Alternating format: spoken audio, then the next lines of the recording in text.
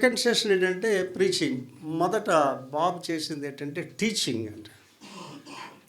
టీచింగ్కి ప్రీచింగ్కి తేడా ఉంటుంది. ప్రీచింగ్ అంటే ఏంటంటే యేసు ప్రభు గారు ఆ విత్తనాలు కదంతా బాబు చేసుకొని వెళ్ళిపోయారు. That is preaching. ప్రీచింగ్లో ప్రశ్నలు ఉండవు.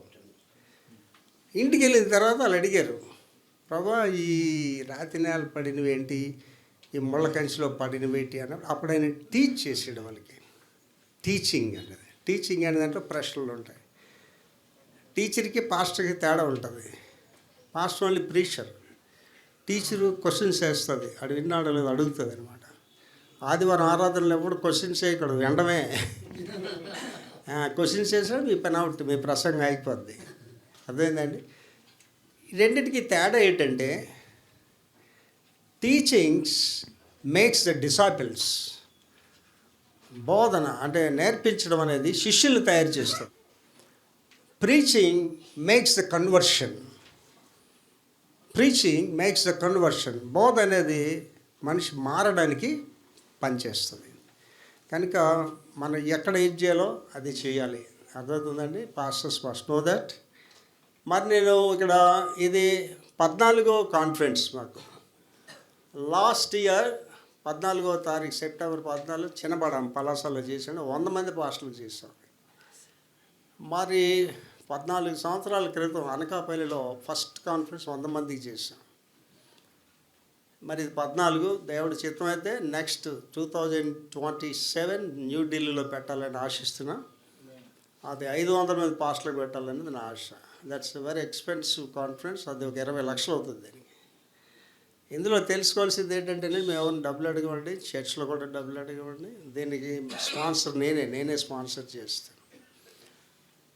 మీకు ఇచ్చే ట్రావెల్ అవనివ్వండి, ఇక్కడ భోజన ఖర్చులు అన్నీ మేమే ఇస్తాం. మీ పాస్టర్ గారికి ఇక్కడ ఆర్గనైజ్ చేసిన పాస్టర్ గారు నీకు చెప్పింది ఏంటంటే మా అంతా మేము వచ్చి మా స్టేలో మేమే హోటల్ ఉన్నాం, హోటల్ బిల్ మేమే పే చేసుకున్నాం, మా వాటర్ బాటిల్ మేమే తెచ్చుకుంటాం.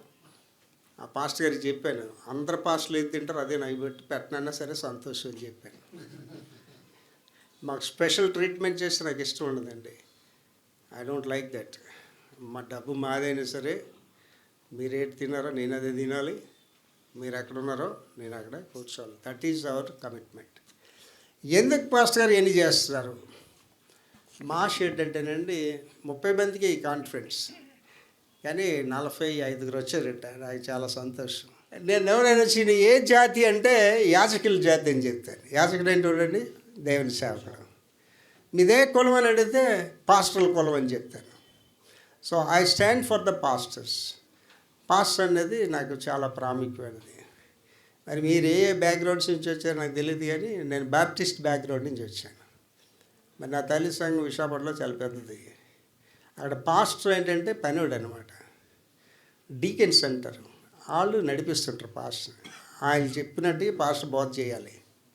అర్థమవుతుందండి. ప్రభు కృపను అలాంటి వాళ్ళు మీరు ఎవరు లేరని నేను అనుకుంటున్నాను. ఇండిపెండెంట్ పాస్టర్స్ ఏమి రైట్.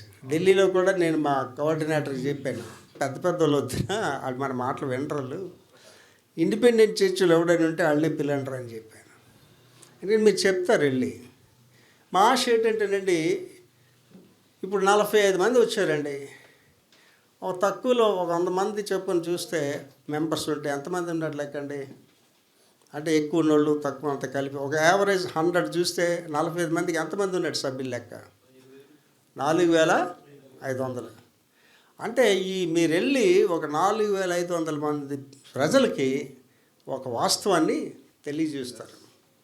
నా షెడ్ అంటేనండి 45 మందిలో 5 మా బాధ అర్థం చేసుకొని 5 వాళ్ళు సరిదిద్దుకుంటే మీ సక్సెస్ అయినట్టే లెక్క. రైట్. మీకు ఇంకోటి చెప్తానండి, ఈ కాన్ఫరెన్స్ అనేది ఏదో ఆషామాషికి పబ్లిసిటీ గురించి చేయమండి. చెప్తున్నాం కదా, ఇది ఒకసారి అయిపోగానే మేము విశాఖపట్నం వెళ్ళిపోతాం. మీరు మేము ఆ నెట్లో కలుసుకోవడం తప్ప మీకు నాకు ఏ సంబంధం ఉండదు. ఇదంతా మీకు ఈ పాస్టర్ గారితో రాజ్కుమార్ తోటే మీకు సంబంధం. పరలోక రాజ్యంలో కలుసుకుంటాం మీలో పొరపాటు ఎవరైనా వస్తే.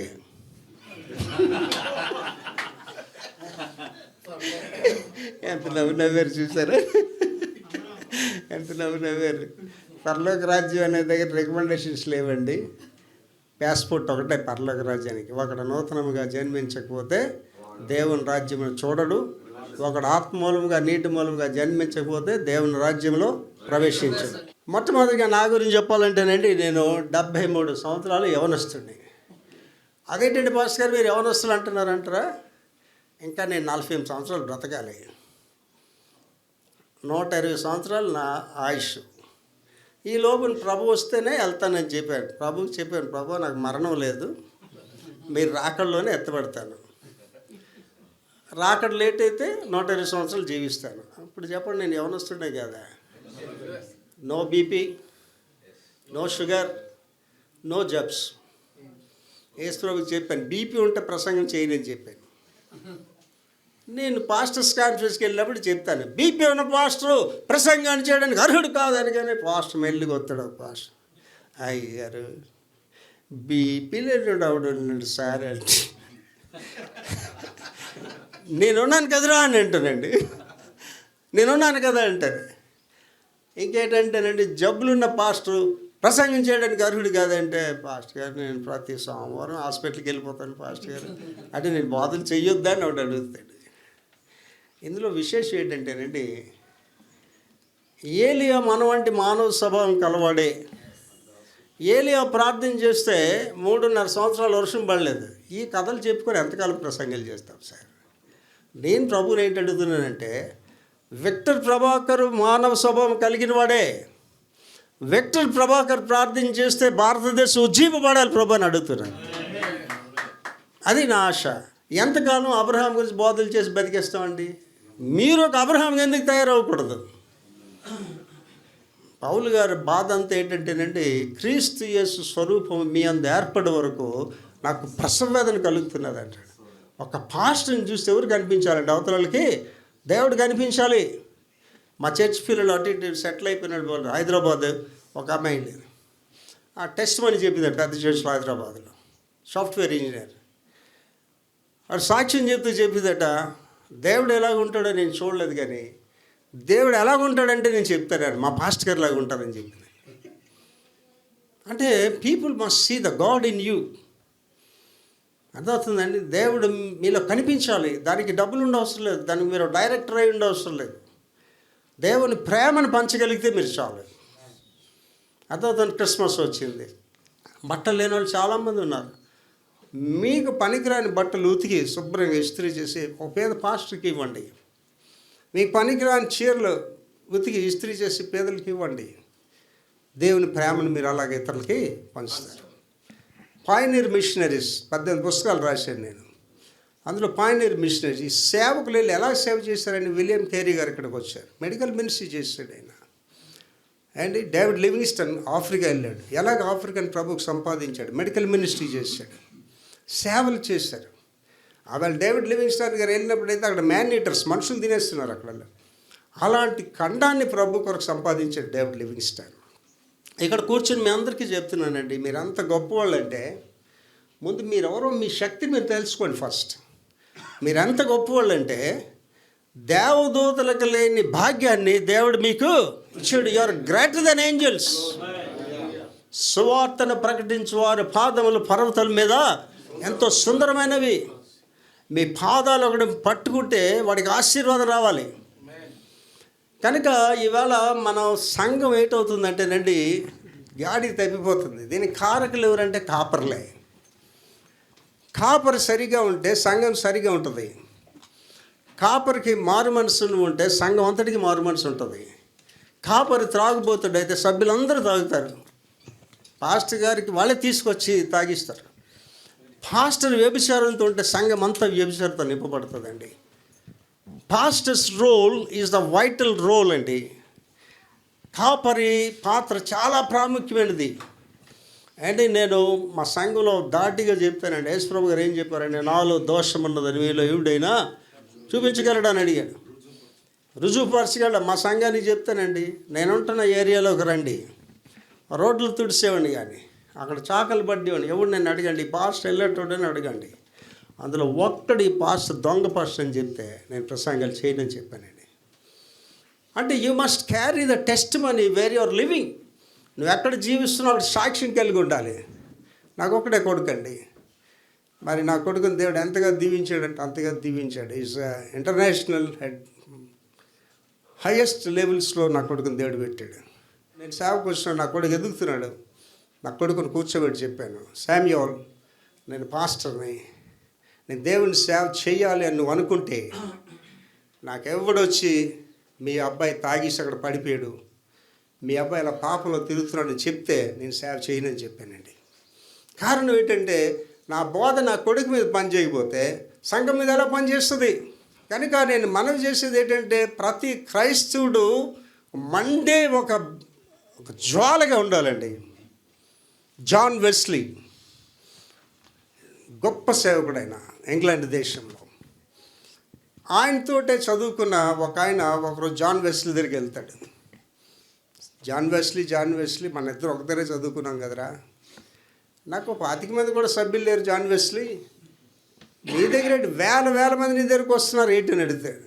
వాడు చిన్న నవ్వు చెప్తాడు John Wesley, they are not coming to see John Wesley, they are coming to see the fire in the John Wesley.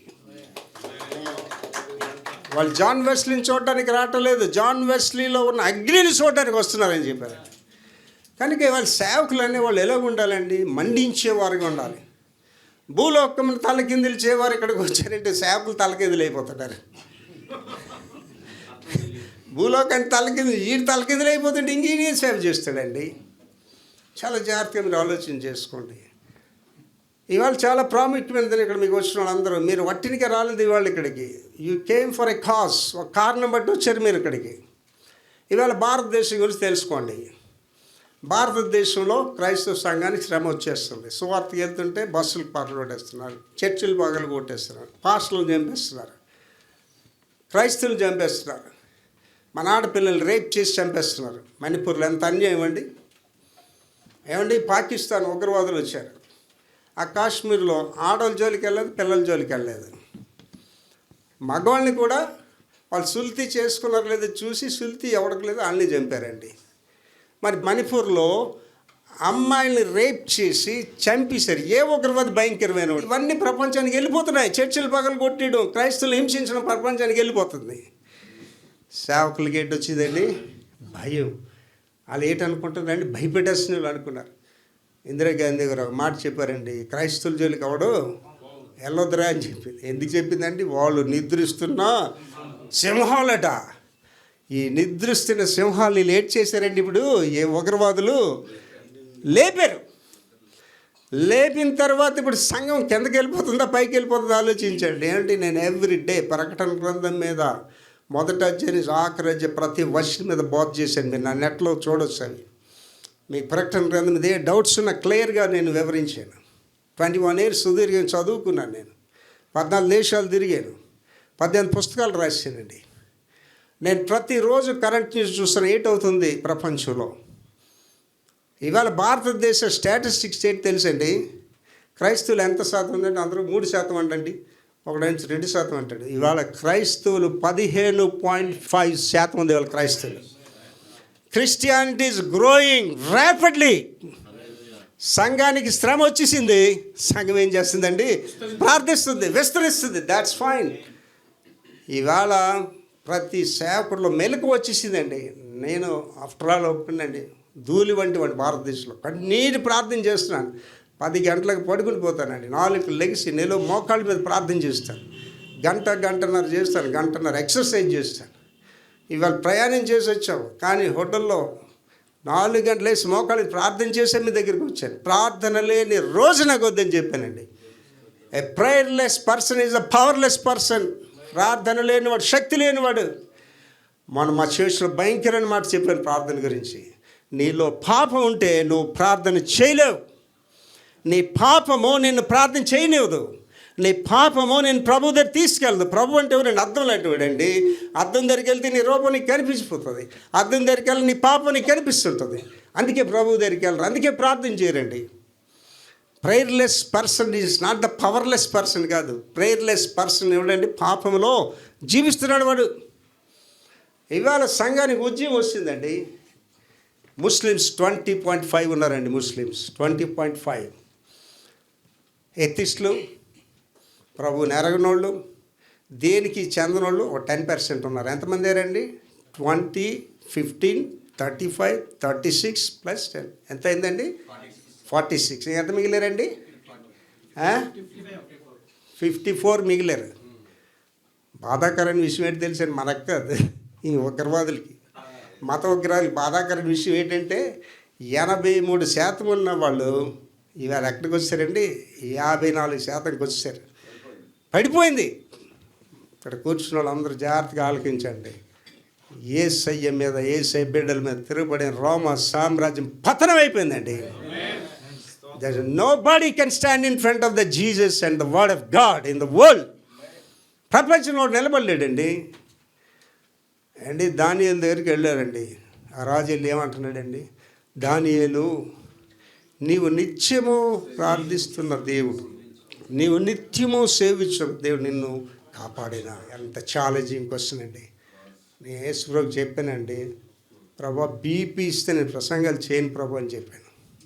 1000 మంది సభ్యులు, నాకు ఒక్కడికి కోవిడ్ వచ్చినా ప్రభా నేను ప్రసంగాలు చేయనని చెప్పాను. 1000 మంది కోవిడ్ రాలేదండి.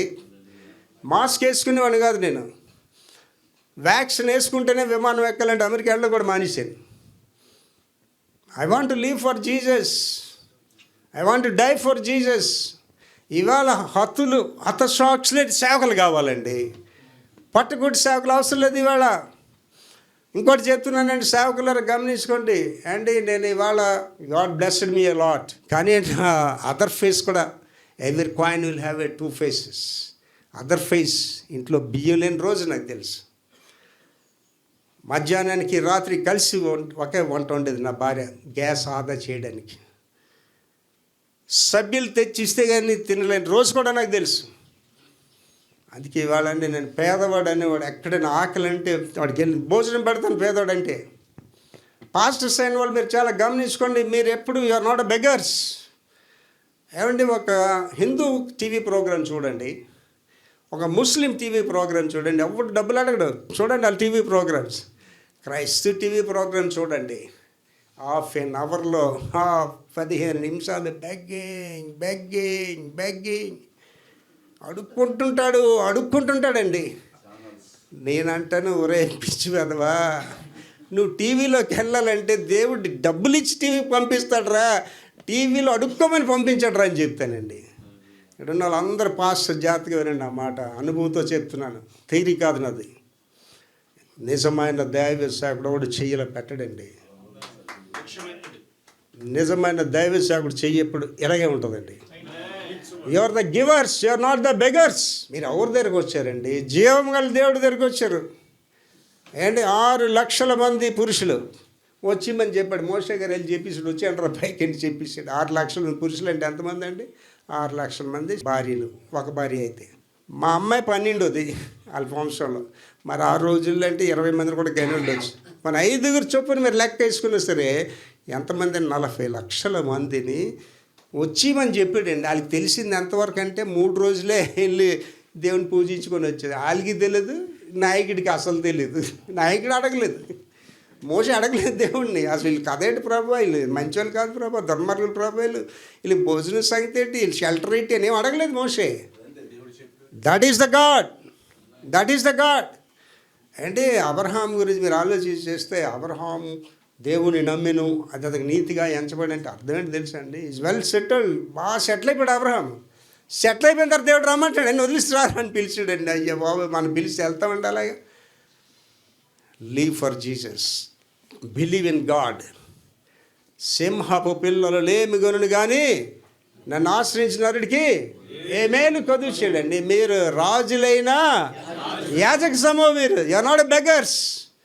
కనుక పాస్టర్లందరూ గమనించుకోండి, ఇవాళ నేను అనేక మంది సహాయం చేసే స్థితిలో నన్ను పెట్టాడు, మిమ్మల్ని పెడతాడండి. ఏంటి ఒకసారి మనసులో అందరు పాస్టర్స్, ఈయనకి ఏంటి సార్ అంత బాగా సంపాదించాడు కదా, ఇలాగే మాట్లాడతాడు సార్, మా బాధ నీకు ఏంటి తెలుసు, అతి కట్టుకోలేకపోతున్నాను సార్, మా అబ్బాయికి ఫీజులు కట్టుకోలేకపోతున్నాను సార్. బాధలు ఉన్నాయి, లేవని నేను చెప్పట్లేదు. నేను మీ అందరికీ ఒక మాట చెప్తున్నాను, రాత్రి తర్వాత ఏంటి వస్తుందండి? అప్పెక్కిన తర్వాత ఏంటి వస్తుందండి? కష్టాల తర్వాత ఏంటి వస్తుందండి? సుఖం వస్తుంది. Be happy in the lord. దేవుడు మిమ్మల్ని ఆశీర్వదించడానికే పిలిచాడు, కానీ మీరు శ్రమ పడ్డానికో, నిందలు పడ్డానికో, దెబ్బలు తినడానికో పిలవబడలేదండి. కనుక పాస్టర్స్ అందరూ ఉజ్జింపబడాలండి. ఇవాళ వాక్యం టైటిల్ ఏంటంటే ప్రార్థనా శక్తి, the power of the prayer. మూల వాక్యం నెంబర్ 1 అపోస్తల కార్యాలు 12:5. అపోస్తల కార్యాలు 12:5. పేతురు చెరసాలలో ఉంచబడెను. పేతురు చెరసాలలో ఉంచబడెను. సంఘమైతే అతని కొరకు అత్యాశక్తితో దేవునికి ప్రార్థన చేయొచ్చు. సంఘమైతే అతని కొరకు అత్యాశక్తితో ప్రార్థన చేయుచుండెను. జాగ్రత్తగా వినండి మాటలు, లాజికల్ వర్డ్స్. పేతురు చెరసాలలో ఉంటే సంఘం ధర్నాలు చేయలేదు, రాస్తారోకలు చేయలేదు. అండ్ ఇవాళ ఏం జరుగుతుంది మీరు సమానంలో ఆలోచన చేయండి. The greatest commandment god has given to the church. 10 ఆజ్ఞలు ఉన్నాయి, కానీ దేవుడు సంఘానికి ఇచ్చిన గొప్ప ఆజ్ఞ ఏంటి? మీరు సర్వలోకమునికి వెళ్ళి సర్వ సృష్టికి సువార్తను ప్రకటించండి. సువార్త, గాస్పల్. మీరు డిక్షనరీలో చూడండి, గాస్పల్ అనే మాటకు అర్థం ఏంటంటే ద మెసేజ్ ఆఫ్ జీసస్. యేసుని గూర్చిన మాట తప్ప ఇంకోటి మాట్లాడడానికి వీల్లేదండి. మీరు ఇవాళ చస్తున్నారు, కానీ సంఘానికి శ్రమ తెస్తున్న వాళ్ళు అందరూ అంటే ఆడి గ్రంథాల్లో ఏముంటే వీడికి ఎందుకు, వాళ్ళు దేవుడు వ్యభిచారైతే వీడికి ఎందుకు, వాళ్ళు దేవుళ్ళ గోళ్ళకి వీడికి ఎందుకండి? ఏమంటే ఎవడన్నా మీ ఇంటి ముందుకు వచ్చి యేసు ప్రభు ఒక వ్యభిచారి పుట్టాడంటే మీరు ఆనందంగా వింటారా మాట?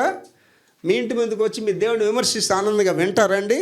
ఆడు దేవుడు కాడి గొప్ప అండి. నువ్వు యేసు ప్రభు గురించి చెప్పు, ప్రభు నీకు ఏం చెప్పాడో చెప్పు, ప్రభు నీకు ఏం చేశాడో చెప్పు. అండ్ మా నాన్నగారు విగ్రహారాధన చేసేవాడండి. పరిగెడుతున్న పావులు మంత్రాలు పెట్టి పట్టుకునేవాడండి. ఓ రోజు వాళ్ళ గురువుగారి దగ్గరికి వెళ్ళాడు. గురువుగారు, నేను బర్మాలో 12వ సంవత్సరం ఉండేటప్పుడు యేసు ప్రభు నాకు దేవుడి మాట విన్నానండి. ఈ దేవుళ్ళందరూ మంత్రాలు వేసి నేను అందరిని పావులు పట్టుకుంటా, ఆ దేవుడి మంత్రాలు కూడా నేర్పించమని అడిగాడట. అప్పుడు మా నాన్నగారు చెప్పాడట, గురు ఒరే అవదరా అని చెప్పాడట. ఏం సార్ అని, ఆయన నిజమైన దేవుడు అన్నాడట. మరి వీళ్ళెవరు సార్ అని, ఈ శక్తులు అని చెప్పాడట. ఏంటి చాలామందికి సాతాన్ అంటే ఏంటో తెలియక సతాను పో ఏంటి ఇంటి పనివాడే, నీ ఇంటి ముందు రోడ్లు తుడిచేవాడే, కాలువలు తుడిచేవాడే. సాతాన్ అంటే ఎవడంటేనండి లూసిఫర్ అండి. ఇవాళ టీవీల్లో మాట్లాడుతున్న సేవకులు ఎవ్వడికి వాక్యం తెలియదండి, బైబిల్ కూడా అడిగి తెలియదు, వాళ్ళకే టీవీలో మాట్లాడిస్తుంటారు. సాతాన్ అంటే ఎవడండి లూసిఫర్, ప్రధాన దూత. ఎవడు ఒక అపోజిషన్ అండి, పేరు కూడా నాకు రావట్లేదు అని చెప్పి యాంకర్ అడుగుతున్నాడండి, సాతాన్ ముందు ఉన్నాడా దేవుడు ముందు ఉన్నాడా? అదేం లేదు, రెండు వాటి కలిసి ఉన్నాయని అంటున్నాడు. ఆడికి సాతాన్ ఎవడో కూడా తెలియదు అడిగి. అర్థమైందండి? లూసిఫర్ అంటే ఎవడండి ప్రధాన దూత. సాతానికి దేవుడికి ఒకే ఒక మాట డిఫరెన్స్ అండి. ఏంటంటే God is all mighty, Satan is mighty.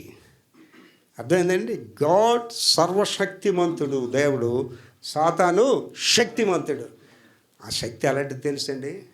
యేసుప్రభు గారు చెప్పాడు, రే మిమ్మల్ని జల్లిల్లో పెట్టి జాడించడానికి అడిగాడు రాడు, నేను వాడికి అనుమతించలేదన్నాడు. అండి యోబుకి పరీక్ష అండి అది. మీరు ఎవరు పిచ్చోళ్ళకి యోబులాంటి శ్రమలు ఇచ్చిన ప్రార్థన చేసి ఇక్కడ దయచేసి. అది యోబు అనేవాడు ప్రత్యేకింపబడిన క్యారెక్టర్. యోబు అనేవాడు అంటే యోబు శక్తి సామర్థ్యాలు దేవుడికి తెలుసు కాబట్టి సాతానికి ఎలా చేశాడు. అక్కడ కూడా ఏం చెప్పాడు, ఆయన ప్రాణాన్ని నువ్వు ముట్టుకోవడానికి వీల్లేదన్నాడు. మీరు ఎవరైనా తొందరపడి యోబులాంటి శ్రమలకు ఇచ్చాడు, ఒక్క శ్రమ చాలు మీరు పాడైపోయాడు. అర్థమవుతుందండి? దేవుడు మన బలహీనతలు నెరిగి మనల్ని కాపాడుతుంటాడండి. 8వ అధ్యాయంలో రోమాలో చెప్తాడు పౌలు గారు, పరిశుద్ధాత్మ తానే చెప్పశక్యము కాని మూలుగులతో మన పక్షంగా ప్రార్థన చేస్తున్నాడు అంటాడు. అండి విక్టర్ ప్రభాకర్ అనేవాడండి, మీ ఎదురుగా నిలబడ్డవాడు, తలంపులు కూడా తప్పు చేయట్లేదండి.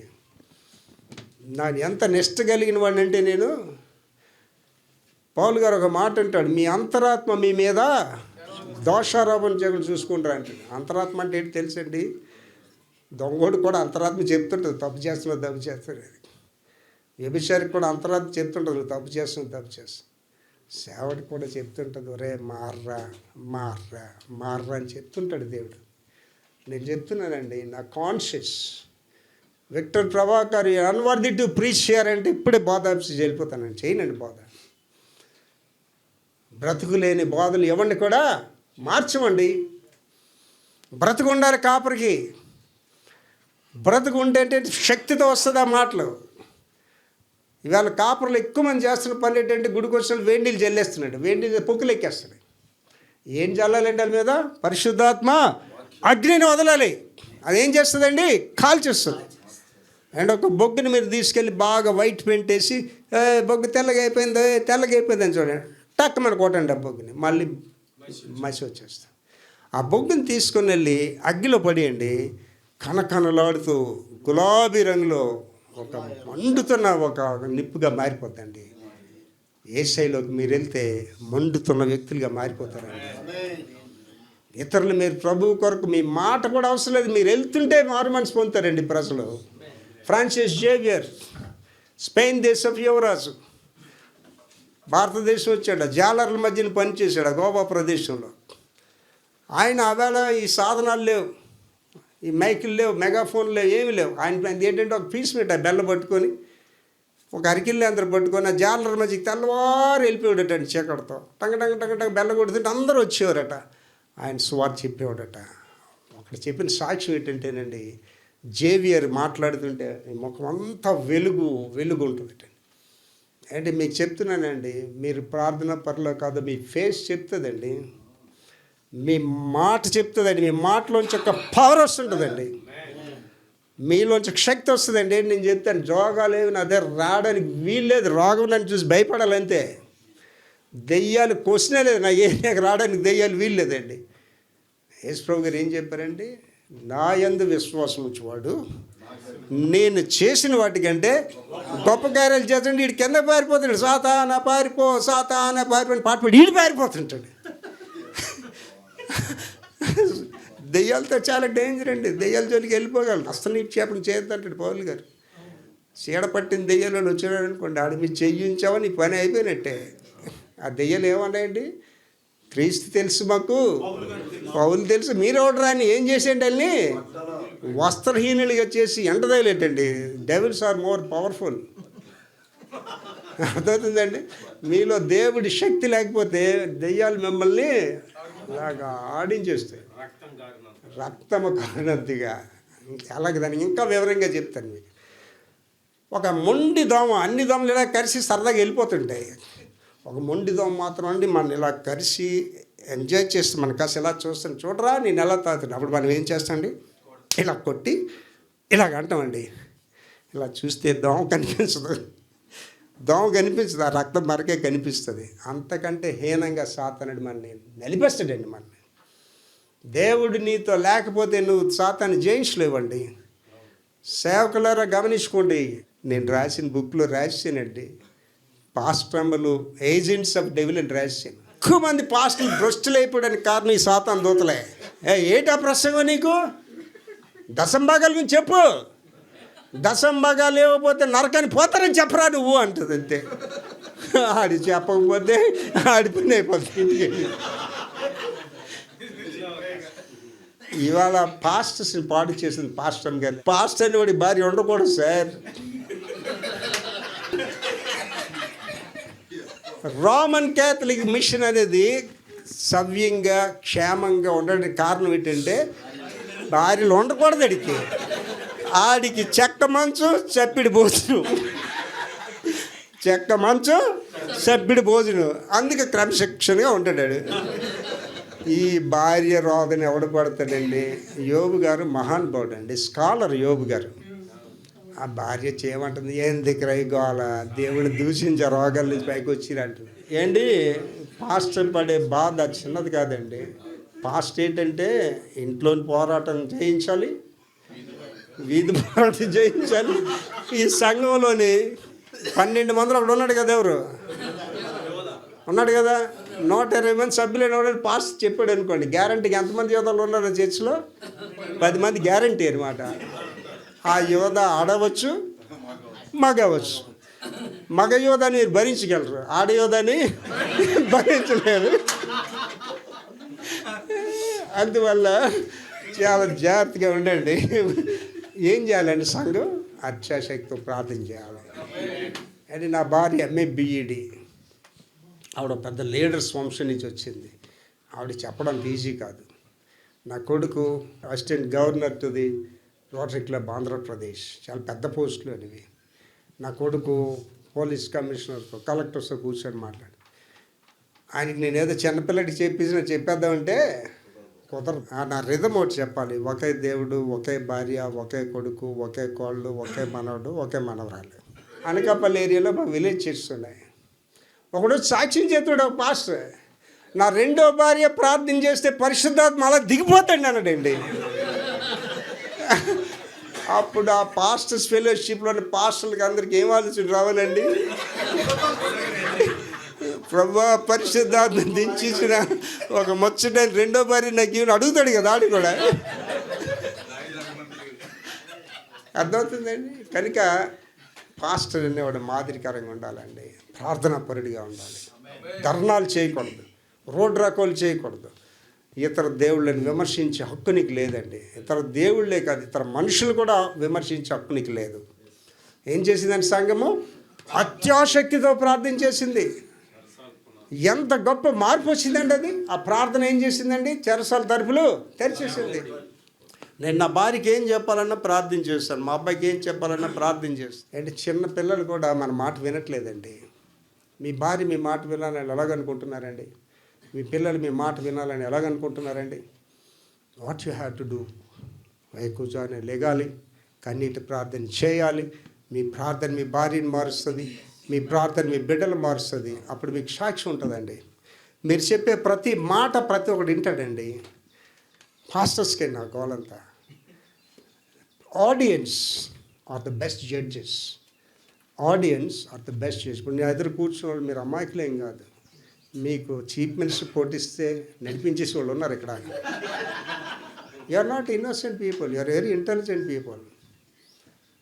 కొంతమందికి ఏమంటారో తెలుసండి, ఏంటి చెప్తున్నాడు ఈ ముసలుడు, ఏమనికి ఏం తెలియనివే చెప్తున్నాడు ఏంటి అని అనుకున్న కూడా ఉంటారండి. Audience are the best judges. ప్రజల దగ్గరికి వెళ్ళినప్పుడు చాలా జాగ్రత్తగా ఉండాలి. చిన్న పాస్టర్ గారు అవన్నీ మీకు ఎక్స్ప్లెయిన్ చేశారు.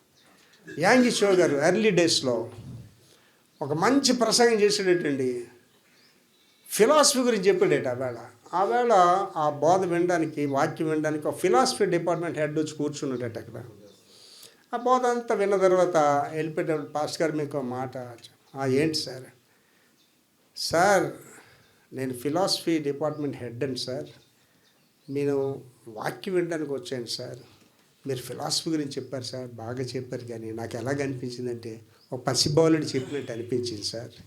సార్ వాక్యం చెప్పండి సార్, వాక్యం చెప్పండి సార్ అన్నాడట.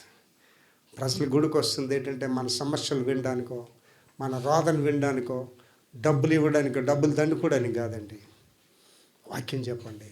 అది ఎక్కడి నుంచి అండి? ఎక్కడి నుంచి కాదు, ఎక్కడి నుంచి చెప్పండి.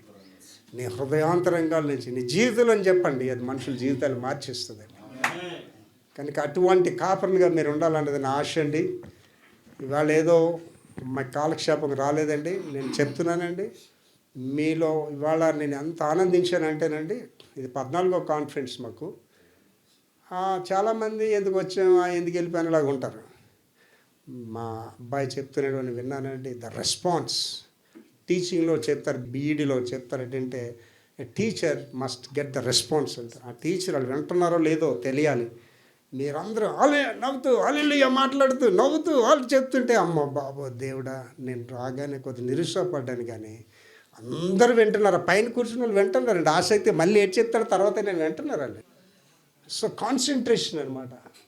అంటే ఇక్కడ ఏంటి పనిచేస్తుందండి? దేవుని ఆత్మ పనిచేస్తుంది. నాకు 3 నెలల క్రితమే దేవుడు చూపించాడండి, గొప్ప ఆత్మకార్యం వాళ్ళు అక్కడ జరిగిస్తాడని చెప్పాడంటే. ఇక్కడ మీరు వెటకారంకి రాలేదండి, కాలక్షేపానికి రాలేదండి. You came to see something here, that is the power of God.